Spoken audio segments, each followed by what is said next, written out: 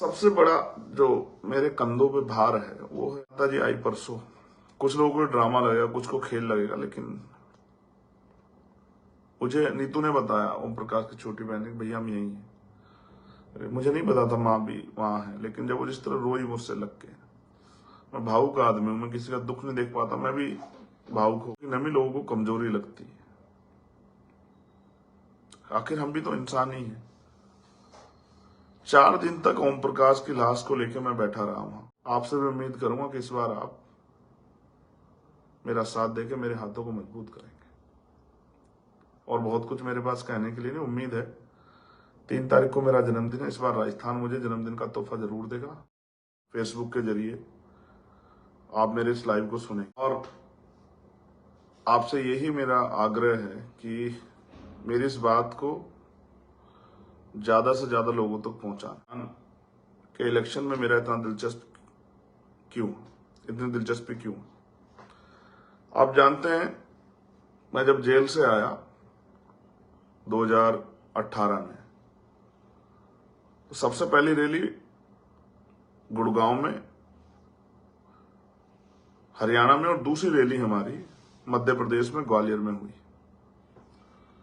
उसके बाद मैं कहीं अगर आया तो वो राजस्थान था। राजस्थान को मैंने करीब से देखा।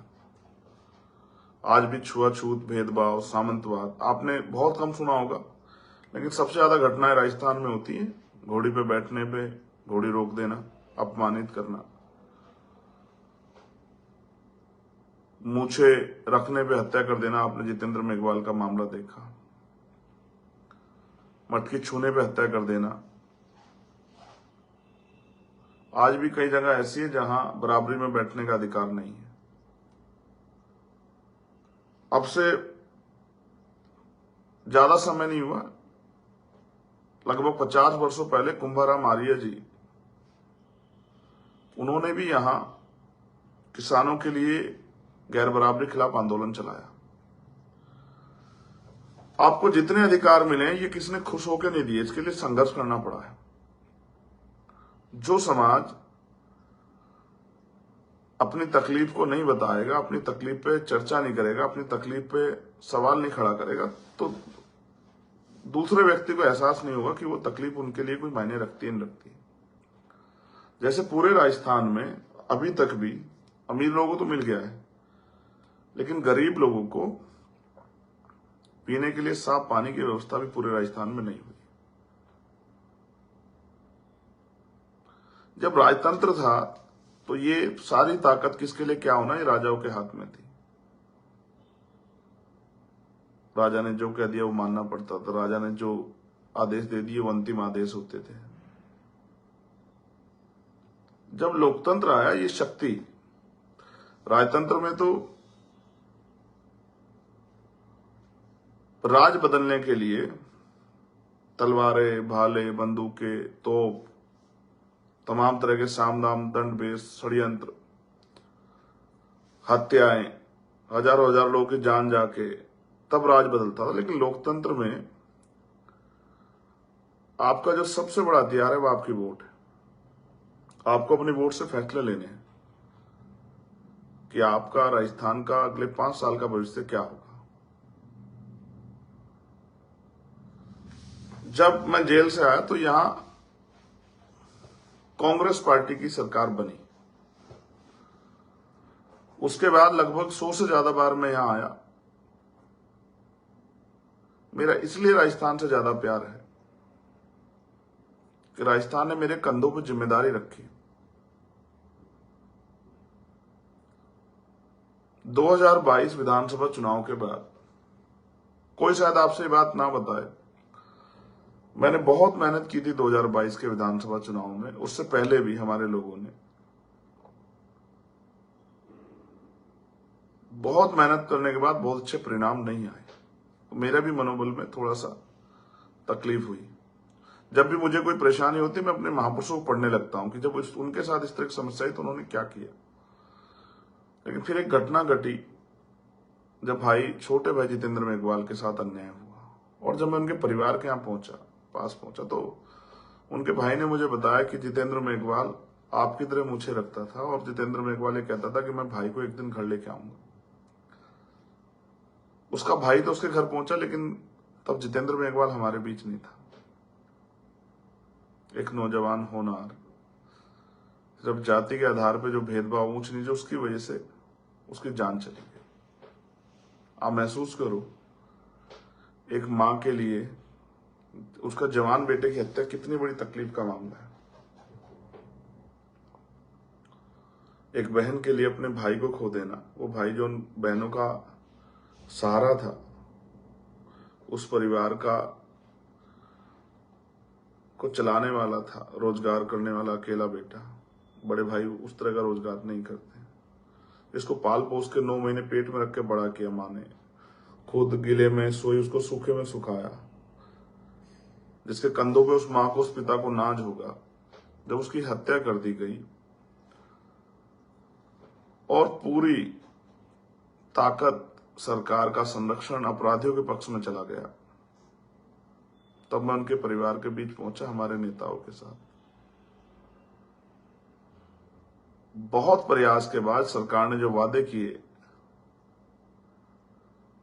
उनको वादा कर को भी पूरा सरकार नहीं कर पाई। हमने जो मांगे रखी थी,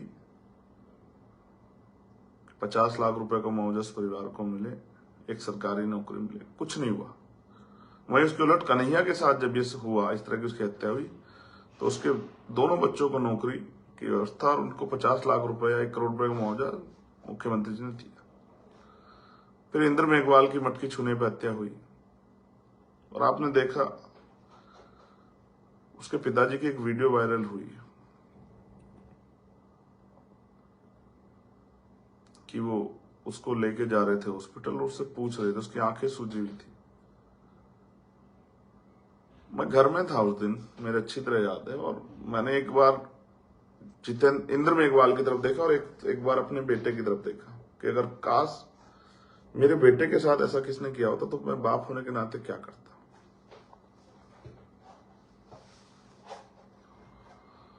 फिर मैं वहां गया भी 4 बार, मुख्यमंत्री जी के आदेश पे मुझे वहां से वापस दिल्ली छोड़ के आए। मैंने हाथ में जोड़े कि यार एक बार उस परिवार से मिल लेने दो। वो उम्मीद करके बैठा, उन्होंने मुझसे फोन पे कहा कि भाई आपको आना है, मुझे जब तक न्याय नहीं मिला जब तक आप नहीं आओ। फिर मैं बचते बचाते किस तरह चला भी गया, लेकिन सरकार ने जो रवैया अपनाया वो अच्छा नहीं था।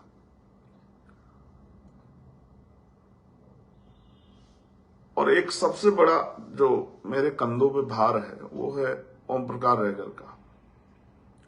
एक नौजवान भाई जिसने, नीतू और वो मुंबई जॉब करते थे, उसने एक मकान बनाया, प्लास्टर हुआ, पेंट नहीं हुआ, गेट नहीं लगे थे, और वो बच्चा, मैं उससे कभी मिला नहीं, लेकिन जब उसके पिता का अपमान किया गया, उसके पिता को पीटा गया, वो थाने गया तो पुलिस ने उसको वहां से भगा दिया नेताओं के इशारे पे। वो फिर उनसे बड़े अधिकारियों के पास गया तो पुलिस ने, वहां से अधिकारियों ने आदेश किया तो कंप्लेन लिखी गई, लेकिन उल्टा उसके पिता, उसके चाचा और उसके खिलाफ भी कंप्लेन लिख दी। उसके पिता को कहा गया उसको भी कि कंप्लेन वापस नहीं ली तो तुम्हें गिरफ्तार करके जेल भेज दे। वो बहुत सारे दरवाजे खटखटाता रहा कहीं से न्याय मिल जाए। एक बेटे के लिए उसका पिता हीरो होता है यार, मेरे लिए भी मेरे पिता हीरो से बढ़कर थे, सुपरमैन। लेकिन जब उसको न्याय नहीं मिला, उसको लगा यार मैं अपने पिता के सम्मान की रक्षा कर पा रहा हूं, तो उसने सुसाइड कर लिया। और सुसाइड नोट में मेरा नाम लिखा। जब मुझे किसी ने बताया सुसाइड नोट में आपका नाम, मुझे भय हो गया कि यार ऐसा क्या हो, मैंने क्या कर दिया जो मेरा नाम सुसाइड नोट। अक्सर आदमी सुसाइड नोट में लिखता है उसका नाम जिसकी वजह से उसने सुसाइड किया, लेकिन उसने लिखा। मैं नहीं मिला कभी ओम प्रकाश से। अभी उनकी माता जी आई परसों। कुछ लोगों को ड्रामा लगेगा, कुछ को खेल लगेगा, लेकिन मुझे नीतू ने बताया, ओम प्रकाश की छोटी बहन, भैया हम यही है। मुझे नहीं पता था माँ भी वहां है, लेकिन जब वो जिस तरह रोई मुझसे लग के, मैं भावुक आदमी हूं, मैं किसी का दुख नहीं देख पाता, मैं भी भावुक हो गया, लेकिन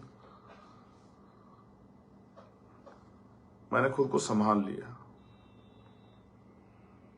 क्योंकि आंखों की नमी लोगों को कमजोरी लगती है। आखिर हम भी तो इंसान ही हैं। 4 दिन तक ओम प्रकाश की लाश को लेकर मैं बैठा रहा वहां,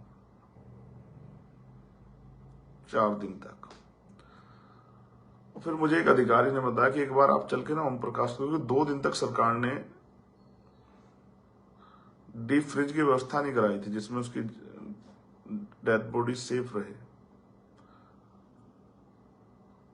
जब मैंने देखी उसका मुंह इतना बड़ा हो गया था, बिल्कुल सुर्ख काला, इतना बड़ा, पहचान भी नहीं आ रहा है। तो मैंने नीतू से कहा कि बेटिया तुम पढ़ी लिखो मेरे साथ और एक बार देखो, ऐसा ना हो कि हम इसका अंतिम संस्कार भी ना कर पाए। सरकार को आगे बढ़ के उसकी मदद करनी चाहिए थी, नहीं की। जो वादे किए सरकार ने हमारे साथ वो भी पूरे नहीं किए। उस सरपंच को, ताकतवर सरपंच को गिरफ्तार ही नहीं किया, उल्टा उसका नाम निकालने का प्रयास किया। फिर पता लगा जबकि सुसाइड नोट में उसने नाम लिखे थे, कहा कि इसकी जांच कराएंगे, कोई जांच नहीं हुई, क्योंकि ये जांच कराने की ताकत सरकार की पे है। हम जांच भी कराएंगे, करनी तो पुलिस को ही है ना। उस सुसाइड नोट को पढ़ के मेरे अंदर एक आग पैदा हुई। उसमें लिखा था कि चंद्रशेखर भाई आए, मुझे न्याय दिलाएं और अपने हाथ से मेरा अंतिम संस्कार करें। उस दिन मेरी 2 बड़ी रैलियां छूटी।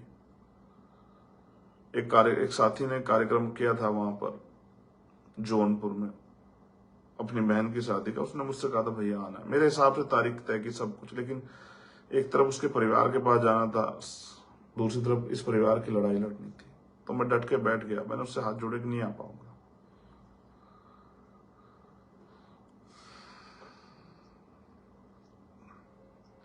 कुछ चीजें आपके ऊपर जिंदगी भर असर छोड़ जाती हैं, कुछ घटनाएं।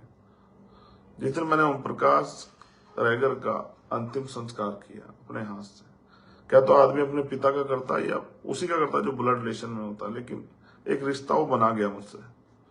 यहाँ बहुत नेता थे और देश में बड़े बड़े नेता, किसी का नाम नहीं लिखा उसने। यहाँ के किसी विधायक मंत्री का नाम, उसको भरोसा नहीं था। उसको भरोसा था चंद्रशेखर आजाद पे, भीम आर्मी पे। उसी दिन मैंने संकल्प लिया कि अपने भाइयों को न्याय दिलाना है, लेकिन न्याय दिलाने के लिए शक्ति की जरूरत है, और शक्ति लोकतंत्र में उनके पास है जिनकी राजनीतिक हैसियत है। वो दिन है। और फिर लगातार मैं अपने साथियों के साथ, हमारे नेता जो यहाँ है, अनिल जी और तमाम लोग, उनके साथ, जितेंद्र जी, मीना जी, सतपाल चौधरी, सबके साथ, और हमारे नीचे के जो नेता है सबके साथ मैं लगातार वो कोशिश करता रहा कि राजस्थान में सामंतवाद की ये जड़ें कटें और समानता का राज, लोकतंत्र का, संविधान का राज स्थापित हो। मैं राजस्थान में पैदा नहीं हुआ, यहां से कई 100 किलोमीटर दूर पैदा हुआ।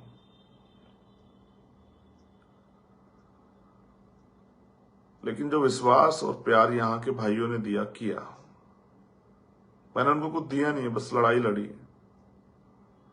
हमेशा उनके मान सम्मान की बात आई तो मैं हमेशा उनके साथ खड़ा रहा। और एक 2022 का भी मेरे ऊपर भार है, जब ये कह दिया गया कि यहाँ ताकतवर लोग, जिनके पास पैसा है, पावर है, वो ही आगे बढ़ सकते हैं। उसका भी मेरे ऊपर एक भार है कि मुझे साबित करना है कि एक गरीब का बेटा भी, एक नौजवान भी कुछ करके दिखा सकता है अपने साथियों के सहयोग से। अब सब कुछ ठीक है। यहां हमारे साथियों ने बहुत मेहनत की। जब हनुमान बेनीवाल जी से गठबंधन की बात चली तो जो भी उनके खिलाफ चीज थी मैंने सब पे बात की है, लेकिन उन्होंने मुझे आश्वस्त किया और सब चीजों के विषय में बताया कि किसने कब क्या क्या किया और उन्होंने क्या क्या किया। मुझे लगा कि ये व्यक्ति में शक्ति है, क्षमता है कुछ करने की, और मेरे अंदर भी क्षमता है कुछ करने, कुछ करके दिखाने की। और हम अलग अलग लड़ेंगे तो शायद ऐसे परिणाम, मिलकर लड़े तो परिणाम अच्छे आ सकते हैं। फिर ये अलायंस हुआ और फिर बहुत सारी चीजें शुरू हुई। जब हमने पहले किया, लोग हमारा मजाक बना रहे थे, लोग कह रहे थे कुछ नहीं होगा, यहाँ तो बीजेपी कांग्रेस ही 2 ही पार्टियां, तीसरी का कोई मतलब नहीं, अगर किसी का कोई विधायक जीतता तो इधर ही आना है उसको। लेकिन ये जन भावनाएं कहिए या आपका प्यार, आशीर्वाद, या आपके अंदर जो एक मनोबल आपका कमजोर था कि भाई बीजेपी कांग्रेस से विकल्प है, 5 साल कांग्रेस बीजेपी से पिटे तो कांग्रेस को वोट दे, कांग्रेस से पिटे तो बीजेपी को वोट दोगे, उनको एक विकल्प मिल गया जो बेस वोट पे है, दलित और किसान जातियां। और क्योंकि मैंने सिर्फ दलितों के लिए काम नहीं किया, सीएन पर एनआरसी में मुस्लिम भाइयों के सम्मान की रक्षा की, उनको अकेला नहीं छोड़ा, किसान भाइयों के आंदोलन में उनकी मदद की, पहलवान बहनों के आंदोलन में उनकी मदद की, गुर्जर समाज के अपने भाइयों का भी मान सम्मान को कमजोर नहीं पड़ने, उनकी रक्षा की, गोली तक खाई। हमेशा मैं लड़ाई लड़ता रहा और मैंने एक प्यार विश्वास जीता। और मेरा एक नेचर है कि मैं कभी भी स्वाभिमान सम्मान से समझौता नहीं करता और कभी भी झुकाव पसंद नहीं करता हूं। जब भी अन्याय की बात है मैं अन्याय के खिलाफ खड़ा रहता हूं। इसलिए हर जाति धर्म के लोगों में, चाहे वो हमारी पार्टी में हो नहीं, एक प्यार विश्वास है, एक लगाव है मुझसे। और यहां भीम आर्मी के लोगों ने मेरी एक इशारे पे कई बार राजस्थान बंद करने का काम किया, बहुत मेहनत की उन लोगों ने। मैं उनकी हिम्मत क्षमता को भी जानता हूं, लेकिन मैं समझता हूं कि हम लाखों लोग इकट्ठा हो जाएं, हम एक कानून नहीं बना सकते और कोई भी कानून लागू नहीं करा सकते। इसकी शक्ति जो है वो सदन में है। अब चुनाव है, जब ये अलायंस बना, बहुत सारे षड्यंत्र की, उल्टी सीधी बातें कही गई, तमाम तरह की चीजें उन लोगों ने भी कही जो पहले से उनके साथ अलायंस की बात कर रहे थे, या जैसे हमने अलायंस का फाइनलाइजेशन किया तो वो भी यहां आ गए कि हमसे अलायंस कर लो, हमसे कर लो। ये सब कुछ यहां के लोगों के लिए नहीं, जो लोग इसको रोकना या इसके ऊपर आरोप, ये वो यहां के लोगों की खुशहाली के लिए नहीं कर रहे थे। उनका एक लाइन का मकसद है कि भीम आर्मी आजाद समाज पार्टी मजबूत ना हो, चंद्रशेखर आजाद के हाथ में ताकत ना जाए। इसके अलावा कोई मकसद नहीं है उनका। आप मेरे नेचर को जानते हैं, आप मेरे घर को जानते हैं, आप मेरे संघर्ष को जानते हैं। 2018 में जब मैं आया, सभी पार्टियों के ऑफर थे। मैं चाहता तो दल ना बना के एमपी एमएलए बनने के लिए किसी पार्टी में चला जाता, उनका झंडा उठा लेता। राजस्थान में भी मैं एमपी एमएलए का चुनाव लड़ नहीं रहा हूं व्यक्तिगत, लेकिन यहाँ का दर्द तो मेरा ही दर्द है ना। यहाँ मुझे परिवार से ज्यादा प्यार मिला, मेरे भाइयों द्वारा, मेरी बहनों द्वारा, माओ द्वारा। मेरे याद है ना, संविधान बचा यात्रा में हम जा रहे थे, वो गाड़ी के आगे खड़ी होगी महिलाएं, नहीं जाने नहीं देंगे, पहले हमसे मिलो, हम इंतजार कर रहे हैं। मैं उनके बीच गया, उन्होंने खूब आशीर्वाद दिया। एक उम्मीद उनकी आंखों में दिखाई दी कि भाई वो भरोसा करते हैं। राजनीति में आदमी बहुत जल्दी भरोसा नहीं करता और बहुत जल्दी भरोसा तोड़ता नहीं। जब भरोसा कर लेता तो आदमी के 100 बुराई भी उसकी भूल जाता है, और जब भरोसा नहीं करता उसकी छोटी छोटी बातों पे जानकारी हासिल करता है क्या है। आज हमारा मुकाबला किससे है? यहां एक पार्टी है जो कांग्रेस है, वो जो रूलिंग पार्टी है, वो 100 साल से पुरानी पार्टी है, और दूसरी भारतीय जनता पार्टी है जिनका संगठन आरएसएस, वो भी लगभग 100 साल के करीब होने वाला है। और हम लोग कितने पुराने हैं? 3 साल पुराने राजनीतिक रूप से।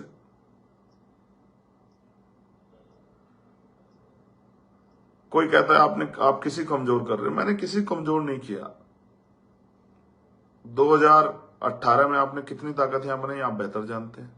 जो लोग इस बात कहते हैं 2022 में आपने यूपी में कितनी ताकत बनाई आप बेहतर जानते हैं। मेरी लड़ाई आपसे है ही नहीं। मुझे तो पता, आज नहीं तो कल आपके जो साथ जो लोग काम कर रहे हैं उनको मेरे साथ आना ही आना है, क्योंकि मैं पिछले आंदोलन में जो गलतियां उनसे सीख लेके आगे बढ़ रहा हूं। मैं विश्वास से कहता हूं बहुत जल्द उनको मेरे साथ आना, आशीर्वाद देने, सहयोग करने, और अगर सच में महापुरुषों के आंदोलन को आगे बढ़ाना चाहते हैं। मेरी उनसे कोई लड़ाई नहीं, मैं कभी उनके खिलाफ कोई बात नहीं करता हूं।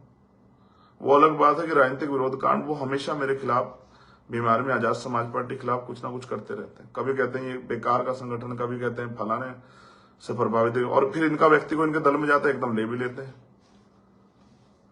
जैसे हमारे यहाँ हमारे जिलाध्यक्ष थे तिजारा में, वो चले गए, उनको तत्काल ले लिया, टिकट भी दे दिया।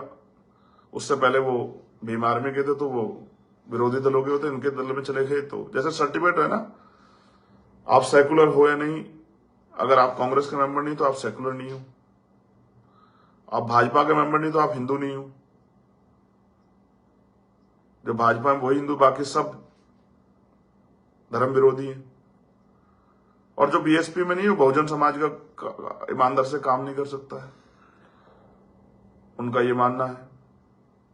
ये जो सर्टिफिकेट वाली चीजें है ना, ये सर्टिफिकेट वाली चीज चल ही नहीं सकती। ह्यूमन नेचर है, मनुष्य कभी, बुद्ध कहते हैं ना, जिंदा व्यक्ति कभी बदल सकता है। प्रमाण आपके सामने है, परिणाम आप देख लेना।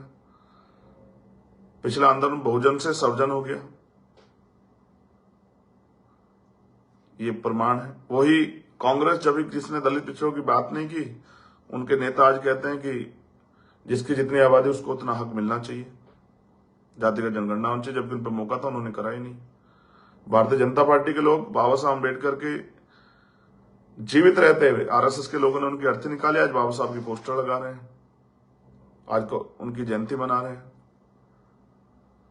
अपने अपने राजनीतिक फायदे को ध्यान में रखते पार्टी अपने अपने काम करती रही, लेकिन अब उन लोगों से मुकाबला, उनके पास धन बल है, बाहुबल है, मीडिया उनके पास है, वो लंबे समय से राजनीति करते हैं, खूब षड्यंत्र भी कर रहे हैं जितने कर सकते हैं।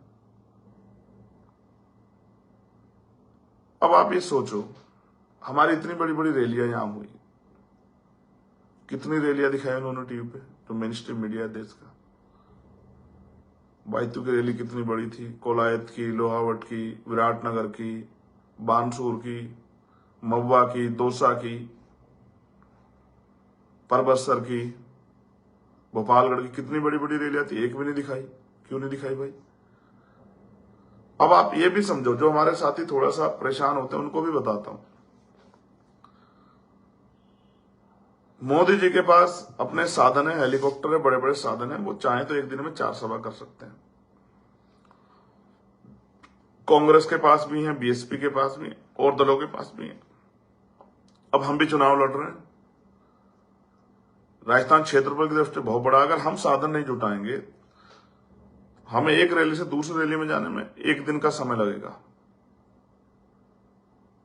अब आप सोचो कैसा इसको, जैसे मानव काशीराम कहते हुए, लोकतंत्र भारत में लोकतंत्र नहीं है, ये धनतंत्र है, पैसे के आधार पे। इसका उदाहरण समझो भाई, समय तो वही है, इतने दिन का प्रचार का, 23 तारीख को 5 बजे प्रचार बंद हो गया, मेरे लिए भी उसमें बंद हो गया, लेकिन उनके पास साधन है, वो तो जा सकते हैं। मेरे लिए कोई 2 महीने का टाइम थोड़ा दे रहे कि भाई आपकी पार्टी नहीं है, आपकी पार्टी साधन नहीं, तो आप 2 महीने और प्रचार कर लो, आपका वोट 2 महीने बाद पड़ जाएगा। ऐसा तो नहीं है, वोट तो उसी दिन पड़ेगा हर विधानसभा में, इस दिन और पार्टी को पड़ेगा। लेकिन मेरे पास क्या है उस तरह के साधन? ये तो धन्यवाद हो भाई हनुमान जी बेनीवाल का, कि उनका समाज बड़ा सक्षम है, उन्होंने उनको थोड़े साधन दिए, उस आदमी ने प्रयास किया, तो हम ज्यादा लोग सभाएं कर पाए। मीडिया हमारी बुराई तो दिखा सकता है, अच्छा ही नहीं दिखाएगा, कमियां ढूंढता रहेगा, कोई कमी मिल जाए। आप सोचो, नए लोगों के लिए राजनीति करना कितना मुश्किल है, हर तरफ से। जब तक ये नया अलायंस था तब तक तो वो हमें इग्नोर कर रहे थे, लेकिन जैसे ये अलायंस ताकतवर होने लगा, और एक सबसे बड़ा ये हुआ कि एक दिल्ली के एक पत्रकार ने एक वीडियो डाली जिसमें उन्होंने कहा कि आजाद समाज पार्टी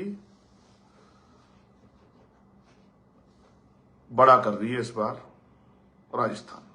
बहुत सारी साजिशें शुरू हो गई उसी दिन, जिस दिन ये हुआ। उन पत्रकार के वो वीडियो डालते ही कि मेरी बात लिख के रख लो, 3 तारीख को जो परिणाम आएंगे, आजाद समाज पार्टी बहुत अच्छा कर रही है, बड़ा कर रही है। उसी दिन से भाजपा कांग्रेस को बेचैनी पैदा होगी, और उन्होंने एक सांपनाथ एक नागनाथ, दोनों को ऐसा लगा कि किस तरह से आजाद समाज पार्टी को, आरएलपी गठबंधन को कमजोर करो, रोको, और तमाम षड्यंत्र हुए। अब आप सोचो, बीजेपी के लोग करोड़ों करोड़ रुपए का घोटाला करते हैं, कोई सवाल नहीं पूछ रहा। कांग्रेस के लोग करोड़ों करोड़ रुपए घोटाला करते हैं, जांचें चल रही बहुत सारे लोगों को। बीजेपी वाले करोड़ों रुपए का घोटाला करने वाले को ज्वाइन करा लेते हैं महाराष्ट्र में, जिसको कल एक दिन पहले 40,000 करोड़ 62,000 करोड़ घोटाले वाला कह रहे थे, और ज्वाइन करा लेते हैं, डिप्टी चीफ मिनिस्टर बनाते हैं, कोई सवाल नहीं करता। और हमारे लोग बड़े सीधे साधे लोग हैं, आपकी मेहनत का करोड़ों रुपया जो है वो प्रचार में खर्च कर रहे हैं। लेकिन हमारे लोग गुमराह जल्दी हो जाते हैं, राज नहीं किया ना अब तक, राज का पता नहीं है ना, राज कैसे होता है। राज जो लोग इतने लंबे समय से राज कर रहे हैं, वो छोड़ेंगे कितनी आसान से कुर्सियां? आपके गांव में अगर कोई सरपंच हो और आप सरपंच का चुनाव लड़ो, वो छोड़ देगा कि आपके लिए कुर्सी? आओ भाई बैठ जाओ, आप अच्छे आदमी हो, आप काम कर लो, अपने लोगों का भला कर लो। क्यों छोड़ेगा? वो तो कोशिश करेगा कि आपको किस तरह कमजोर किया जाए। तो ये करोड़ों करोड़ रुपए घोटाला करने वाली पार्टियां, और मैं किसी के लिए बुरा नहीं कह रहा हूं, लेकिन बहन जी के खुद के भाई पे 400 करोड़ रुपए उनका बरामद हुआ और अखबार में खूब जगह छपी। आदमी अपने परिवार के सगे भाई की जिम्मेदारी नहीं ले सकता है।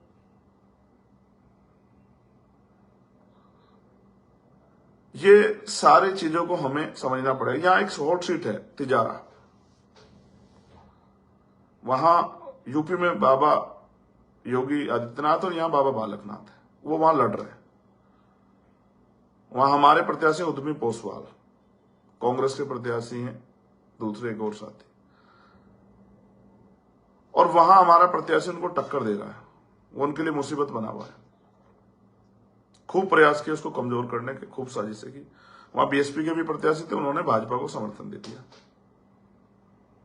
हमारा प्रत्याशी, उसके ऊपर मुसीबत आ रही है, उसकी 2-3 जो उसकी कंपनियां थी उनको बंद करवा दिया, बहुत सारी चीजें उसके खिलाफ की गई, लेकिन वो लड़ रहा है, हिम्मत से लड़ रहा है। और पूरे राजस्थान में जाहिर हो गया कि चंद्रशेखर आजाद और आजाद समाज पार्टी, हमारे लीडरों की मेहनत कामयाब हो रही है। हम बानसूर, तिजारा, विराटनगर, मुंडावर, थानागाजी, भरतपुर नगर, दौसा, महुआ, गंगापुर सिटी, जैतारण जीत रहे हैं। अब इनको लगा कि अगर ये खड़ा हो गया अपने पैरों पे, तो ये तो पूरे देश के बहुजन समाज को इकट्ठा कर लेगा। तो इसको रोको, और रोक लेंगे जिसकी बुराई, जिसको रोकने का कोई रास्ता नहीं, उसकी बुराई की जा सकती है। इसके अलावा कोई तरीका उनके पास नहीं। मैं अकेला इससे थोड़ा, जब बाबा साहब अम्बेडकर क्यों बनाए, अच्छा बाबा साहब अम्बेडकर ने पार्टी, आप बताओ ना, वहां तभी तो कांग्रेस पार्टी थी, मुस्लिम लीग भी थी, तब अकाली दल भी था। बाबा साहब ने क्यों बनाई? वो इन पार्टियों के मेंबर क्यों नहीं बने? क्योंकि वो जानते जिसके पास राजनीतिक शक्ति होगी वही कानून बना सकता है, इसलिए वो चाहते थे राजनीतिक शक्ति उनके हाथ में आए। 3 पार्टियां बनाई उन्होंने। मान्यवर काशीराम साहब भी तो किसी और पार्टी में जाके काम कर सकते थे, जब आरपीआई के लोगों ने मौका, उन्होंने अपनी पार्टी क्यों बनाई? और हमने अपनी पार्टी इसलिए बनाई कि उनका रुका हुआ काम, उनका अधूरा कारवा हम लोग पूरा कर सके। यहां कई बार बहुजन समाज पार्टी के एमएलए जीते और अगले दिन वो कांग्रेस में शामिल हो गए। कांग्रेस का काम करने, वोट हमारे लोगों से ली, हमारे लोगों ने उनके लिए लाठियां खाई, मुसीबतें झेली, संघर्ष किया, कि अपना जेब से पैसा खर्च करके एक वोट तैयार किया, और वो कांग्रेस पार्टी में चले गए। बहुत सोच समझ के हमारे सहयोगी जो गठबंधन के, उनके साथ बैठ के हमने एक प्रत्याशी का चयन किया। हमारे नेताओं ने बहुत एनर्जी लगाई और हमने विनिंग सीटें वो की। और आज आरएलपी एसपी गठबंधन राजस्थान में इतनी ताकत में, हैसियत में है कि कोई इसको इग्नोर नहीं कर पा रहा है। भाजपा कांग्रेस भी हमारे मुकाबले रैली नहीं कर पा रही है, और किसी पार्टी की तो बात क्या करें। तो एक नेचुरल लाइन था, जैसे मैंने कहा, सर छोटू राम, बाबा साहब अम्बेडकर की सोच का एक नेचुरल लाइन था अपने लोगों को अपने पैरों पर खड़ा करने के लिए, उनके गिरे हुए मनोबल को। भाई हमारे लोग तो वोट देके कांग्रेस भाजपा को बनाते हैं, जब वो उनका एमएलए जिता सकते हैं तो अपना भी तो जिता सकते हैं। और देखो वो लोग इस बात को जानते हैं, वो कहते हैं भाई इनका छोड़ो, आप हमारा जिताओ ना, आप हमें वोट करो, क्योंकि वो इस बात को जानते हैं कि अगर हमारे दल से जो जीतेगा इन व्यक्ति, उसके ऊपर हमारा जोर होगा, वो हमारे हिसाब से काम करे। इसका उदाहरण, इतना अन्याय राजस्थान के लोगों पर, कभी एक शब्द नहीं बोल पाया कोई उनका नेता, चाहे वो मंत्री रहा हो कैबिनेट का, चाहे विधायक रहा हो, एक शब्द नहीं बोल पाया, हिम्मत नहीं जुटा पाया, क्योंकि उनके नेता नाराज हो जाएंगे। तो वो चाहते हैं अगर इनका कोई आदमी आगे बढ़े तो उसके कंधे पे भी हमारा हाथ। जैसे पतंग बहुत ऊंची भी उड़ जाए, लेकिन डोर मालिक के हाथ में होती है, जब चाहे नीचे कर दे, जब चाहे ऊपर उड़ा दे, चाहे ढील दे दे, चाहे खींच ले। इसलिए वो हमारी स्वतंत्र ताकत नहीं बनने देना चाहते। इस बार आप पे राजस्थान में स्वतंत्र ताकत बन रही है, आपकी हैसियत बन रही है, आपकी हिम्मत बन रही है, और ये राजस्थान पूरे देश को संदेश देगा। और जो अपमान तमाम पार्टियों ने मेरा बार बार किया, बीमार में आजाद समाज पार्टी को नोस किया, कुछ नहीं कर पाए, पता तमाम तरह की बातें करके, आज वो परिणाम की तरफ बढ़ रहा है। इसलिए बहुत सारे षड्यंत्र हो रहे हैं। मैं इन षड्यंत्रों से डरता नहीं हूं, मैं पहला व्यक्ति नहीं जिसके खिलाफ षड्यंत्र हो रहे हैं। जब भी कोई गरीब का बेटा उठ के खड़ा होने का प्रयास करे, उसके खिलाफ षड्यंत्र होंगे, मैं षड्यंत्रों में नहीं घुसना चाहता, होने तो षड्यंत्र, क्या फर्क पड़ता है। मेरे लोग समझदार है, उनको नहीं पता इस देश को लूट के कौन खा रहा है, इस देश के साधन संसाधन किसका कब्जा है, बड़े बड़े मॉल फैक्ट्रियां किसकी हैं, बड़े बड़े बिजनेस किसके हैं, क्या हमारे लोग नहीं जानते हैं, उनको सब पता है। कोई किसी के मन में चल रहा है भाई हेलीकॉप्टर कहां से आ गया, हेलीकॉप्टर आपके यहाँ नागौर के जो सांसद हैं उन्होंने अरेंज किया, जाओ उनसे जाके पूछ लो कहां से हेलीकॉप्टर। ये सब षड्यंत्र सिर्फ इसलिए हैं कि भीम आर्मी के लोग, आजाद समाज पार्टी लोग अपने पैरों पे ना खड़ा हो जाए। और आप ये जानते हैं, आप महसूस करो कि भीम आर्मी ने दिया क्या है। भीम आर्मी ने दिया है कि आज बहुजन समाज का भीम आर्मी जुड़ा नौजवान डीएम एसएसपी से जाके आंख से आंख मिला के बात करता है, थानेदार से, सीओ से आंख से आंख मिला के बात करता है, एसडीएम से, और सवाल करता है। और जिन घटनाओं को गांव में दबा दिया जाता, आज वो जाके उन घटनाओं पे न्याय के लिए लड़ता है। जिन लोगों को कल लगता था कोई इनके खिलाफ बोल नहीं पाएगा, आज उनको लगता है उनके खिलाफ लोग मुखर हो रहे हैं। ये दिया है भीम आर्मी ने।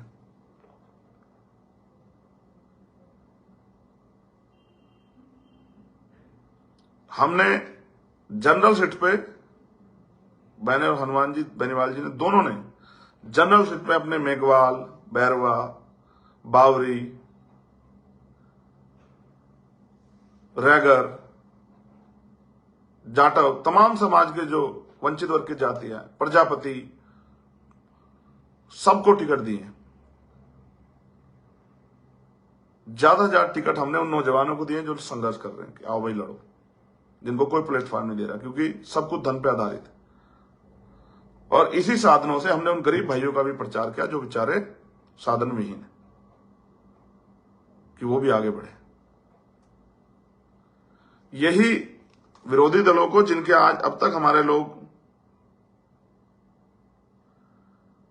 धोख लगाते थे, अब तक हमारे लोग जिनके दरवाजे की आज उनके यहाँ टिकट लेने वाले बर्दाश्त नहीं हो रहा है, और इसलिए सारे षड्यंत्र किए जा रहे हैं। इनसे घबराने की जरूरत नहीं है मेरे साथियों।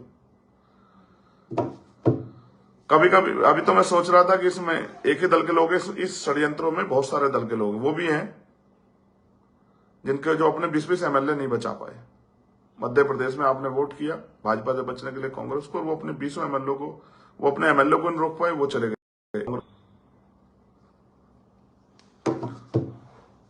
वो भी लोग शामिल हैं, लेकिन इससे घबराने की जरूरत नहीं है मेरे साथियों। ये सब चीजें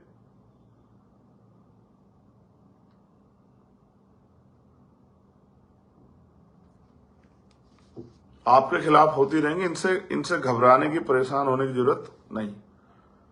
इस बार आप पे मौका है राजस्थान में अपनी ताकत बनाने का। मैं अपने देश भर के साथियों से कहूंगा, जिन्होंने मेहनत की है, ना आंधी देखा, ना तूफान, ना दिन ना रात, न परिवार की चिंता की, न साधन की चिंता की, भूखे प्यासे लड़ते रहे, मैं उन सबसे कहूंगा कि जितने भी रिश्तेदार आपके राजस्थान में रहते हैं, उनसे सबसे अपील करें, कहिए कि वो आजाद समाज पार्टी कांशीराम और आरएलपी गठबंधन के प्रत्याशियों को वोट करें। जहां बोतल का निशान है वहां बोतल को वोट करें, और जहां केतली का निशान है वहां केतली को वोट करें। आपके एक एक फोन की मदद, जो इस प्रदेश से बाहर के, उनके एक एक फोन की मदद आजाद समाज पार्टी को यहां बल देगी। तो वो फोन करें, लोगों से अपील करें कि वो आजाद समाज पार्टी कांशीराम को अपने पैरों पर खड़े होने का मौका दे।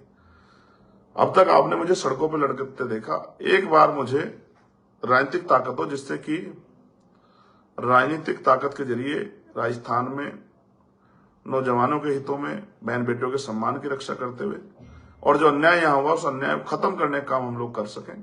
किसानों के लिए नई योजनाएं, पीने के लिए साफ पानी की व्यवस्था, तमाम तरह के वो प्रयास जिससे लोगों के जीवन में खुशहाली आए, अधिकारी कर्मचारियों के सम्मान की रक्षा, वो सारी लड़ाई लड़ सके जिसकी राजस्थान को जरूरत है। और मैं तो पहली बार आया हूं 70 साल से, तो यहां आप दूसरों को वोट दे रहे हो, और देखो आपके जीवन में क्या बदलाव हुआ। मैं कहानी आपको सुनाता हूं, आजकल की राजनीति ने गारंटी को उन पे आपको सुना रहा हूं। एक बार भेड़ों की एक मीटिंग में शेर ने ऐलान किया कि भेड़ों को मैं जो है ऊन के कंबल दूंगा। जैसे अभी भाजपा कांग्रेस के लोग कह रहे हैं ना, 25 लाख का ये दूंगा, 20 लाख का ये दूंगा, गैस सिलेंडर के करूंगा। तो भेड़ों का एक समूह, भीड़ भेड़ जैसी होती है ना, उनके एक समूह को संबोधित किया शेर ने और कहा कि मैं आपको ऊन का कंबल दूंगा। भेड़ बड़ी खुशी, खूब ताली बजाई भेड़ ने, भाई बहुत बढ़िया बात, हमें तो सर्दियों में ऊन कंबल मिलेंगे। ये बात मेरे जैसे व्यक्ति ने भी सुनी। उन्होंने सभी उन भेड़ों को कहा कि भाई आप इस बार किसे समर्थन दे रहे हो? तो उन्होंने कहा हम शेर को। बोले क्यों? बोले वो हमें उनके कंबल देगा तो, लेकिन सर्दी आ रही है, हमें उनके कंबल मिलेंगे। तो मेरे जैसे व्यक्ति ने उनको बताया कि भाई ऊन का कंबल आएगा कहां से? जब आपकी खाल उतरेगी तभी तो कंबल बनेगा। तो ये जो आज की पार्टियां टैक्स का पैसा लेके और कहती हैं कि अब ये देंगे वो देंगे, ये क्या देंगी? इनकी सारी घोषणाएं मैं आपको देने का काम कर सकता हूं। जितने इन्होंने की वो सब सुख सुविधाएं, उनके सारे संकल्प पत्र, घोषणा पत्र, सब कुछ आपके लिए करने के लिए हम लोग तैयार हैं। प्रमोशन रिजर्वेशन का मामला SC/ST OBC के लिए, किसानों को MSP गारंटी हो, 10,000 बच्चों को विदेश पढ़ने का इशू हो पूरे प्रदेश भर के। 3 लाख करोड़ से ज्यादा का बजट है यहां राजस्थान का। उस पैसे को, अभी तक वो पैसा पूंजीपतियों के लिए लग रहा था, उनको और मजबूत करने, अब वो पैसा गरीबों के लिए लगे। इस बार इसलिए आपको वोट करना है RLP SP पार्टी को, उनको गठबंधन को। और क्योंकि दोनों पार्टियों के आप सारे सर्वे देख लो, 80-90, 80 से 90 के बीच, 80-90 दोनों पार्टियां, और खुद से यहां के सारे सर्वे दिखा रहे हैं कि जो तीसरा मोर्चा है उसे 16 से लेके 30 सीटों के बीच आ रही है। माननीय काशीराम साहब कहते सत्ता सरकार मजबूत नहीं मजबूर होनी चाहिए, जो उसकी कुर्सी के पावे हमारे पास साथ में हो। अगर वो हमारी बात को ना सुने, तानाशाही करें, हमारे खिलाफ जा काम करें, हमारे लोग खिलाफ, तो उनकी कुर्सी के पावे खींचकर उनको गिरा सके। इस बार यहां सत्ता की चाबी आपके हाथ में आ रही है, आपके जरिए सरकार बनेगी। अब तक हम हमारे लोग इनको बनाते हैं, इस बार हम अपने गठबंधन के साथी भाई हनुमान जी बेनीवाल को मुख्यमंत्री बना रहे हैं। और फिर आपके जीवन में के जो जितने भी अंधियारे हैं उनको दूर करने का काम करें। और जितना अन्याय पूरे राजस्थान में अब तक हुआ है, एक एक कॉपी निकलवा के, हर घटना की दोबारा जांच करा के, चाहे उसमें अधिकारी कर्मचारी समझ, चाहे कोई गुंडा बदमाश या कोई सरकारी आदमी या कोई नेता, सब पे कार्रवाई करेंगे। नौजवानों को रोजगार देंगे, सारा बैकलॉग भरेंगे, हर क्षेत्र में इंडस्ट्री लगा लगा के बहन बेटियों को सम्मान रक्षा करते वहां रोजगार देंगे। किसी बहन बेटी की तरफ आंख नहीं उठेगी, किसी का अपमान नहीं होगा, किसी का रेप हत्या बलात्कार नहीं होगा, उनके सपने नहीं कुचले जाएंगे गरीबी के कारण। हर चीज पे काम करेंगे, लेकिन उस अवसर की तलाश के लिए हम लोग राजस्थान में काम कर रहे हैं। बहुत तरह से आपको अब कुछ नहीं रास्ता बचेगा। आज और कल खूब पैसे बटेंगे कि मेरी एक एक वोट को कमजोर तोड़ा जाए। मेरे पास आपके अलावा कुछ नहीं है। मैं आपसे बस यही अपील करूंगा, मैंने कभी दिन ना रात 16 महीने जेल काटी, कभी कोई शिकायत नहीं की। 2 बार दिल्ली में NPR NRC पे लाठियां खाई, पैरों के नखून खींच लिए, 250 लाठियां मारी।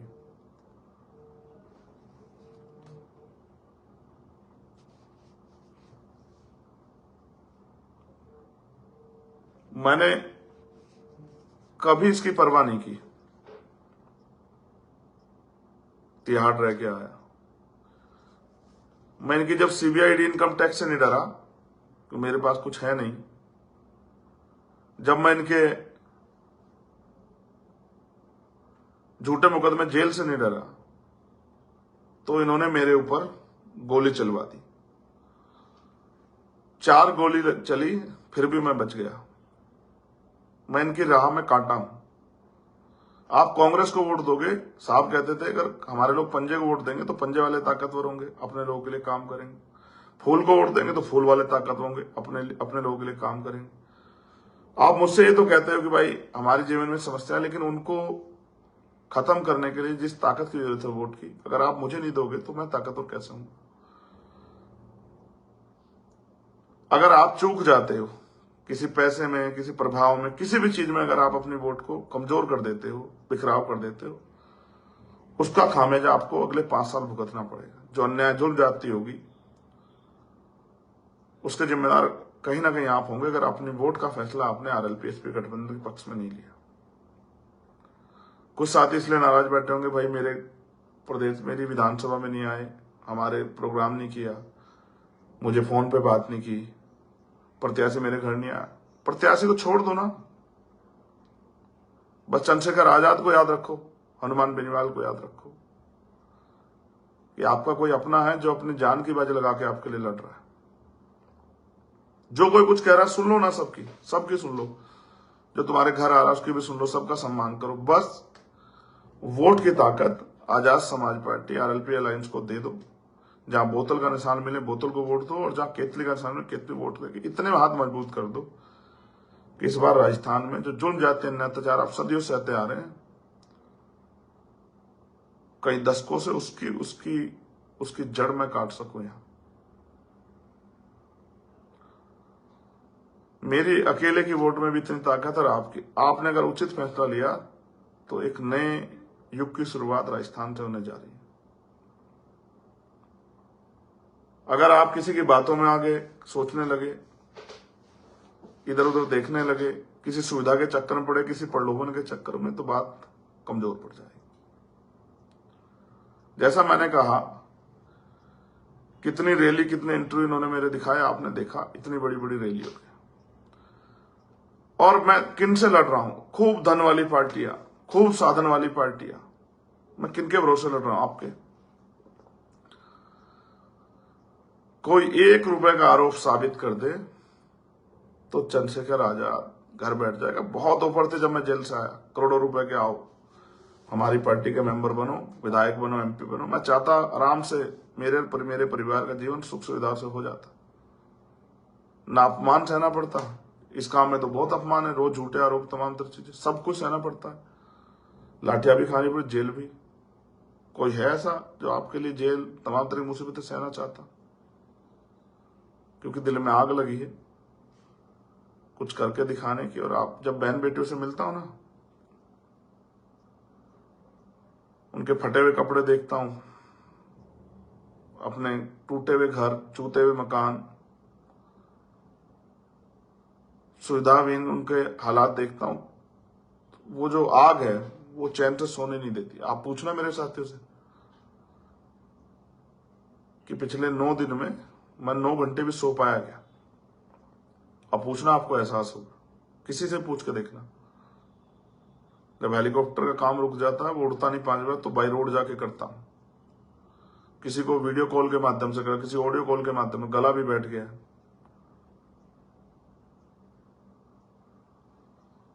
अब आप प्रदेश के जितने हमारे साथी हैं भीम आर्मी आजाद समाज पार्टी के, किसी के चक्कर में मत पड़ो। आरएलपी एसपी को वोट देके उसको ताकतवर बनाओ, और मेरे संदेश को हमारे लोगों तक पहुंचाओ, माओ तक, बहनों तक।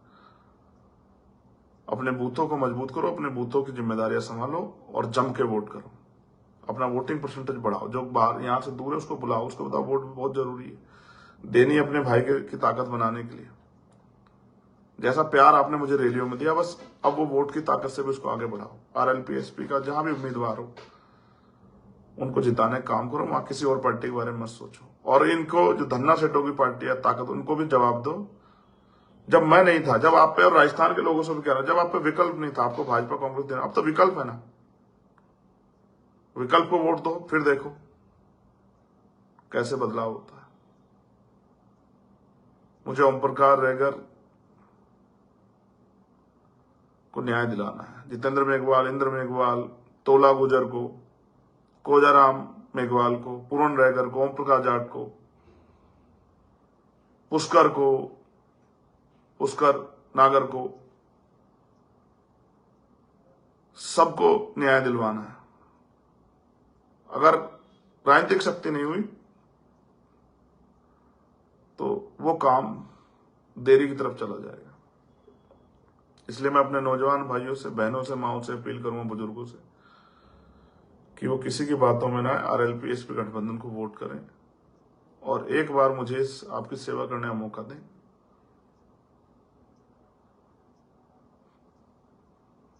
जो इस लड़ाई को लड़ने के और हमारे जो हौसले वो मजबूत हो जाए।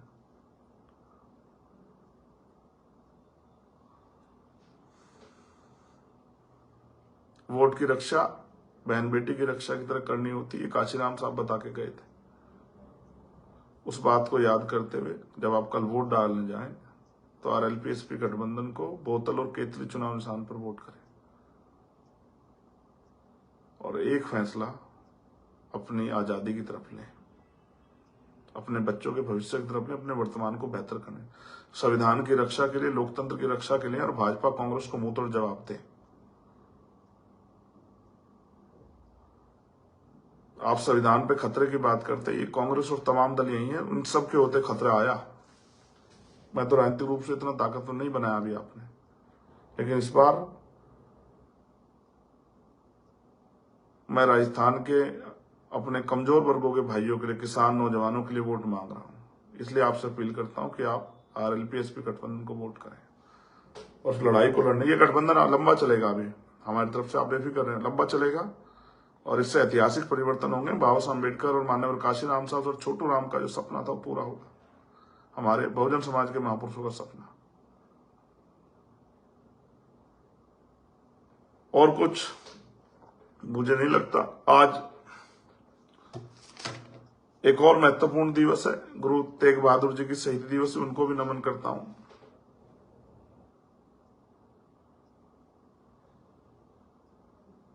चुनाव के बीच में मेरे परिवार में दो तकलीफ हुई, एक तकलीफ एक खुशी। कल मेरे सगे चाचा के बेटे की शादी थी, मैं नहीं गया। परसों मेरे बहनोई के छोटे भाई मेरे साथ थी, मेरे परिवार के सदस्य की जान चली गई, 34 साल के थे, मैं नहीं गया, मैं राजस्थान में डटा रहा। मैं भी इंसान हूं, मेरा भी मन करता होगा, लेकिन जब आपके स्वाभिमान सम्मान और आपके हितों की रक्षा की बात आती है, मैं कभी सोचता नहीं हूं। आपसे भी उम्मीद करूंगा कि इस बार आप मेरा साथ देके मेरे हाथों को मजबूत करेंगे। और बहुत कुछ मेरे पास कहने के लिए नहीं, उम्मीद है 3 तारीख को मेरा जन्मदिन है, इस बार राजस्थान मुझे जन्मदिन का तोहफा जरूर देगा और मुझे इस लड़ाई को लड़ने का अवसर देगा। आपने सभी नेता को आजमा लिया, हर बार ठगे जाते हो।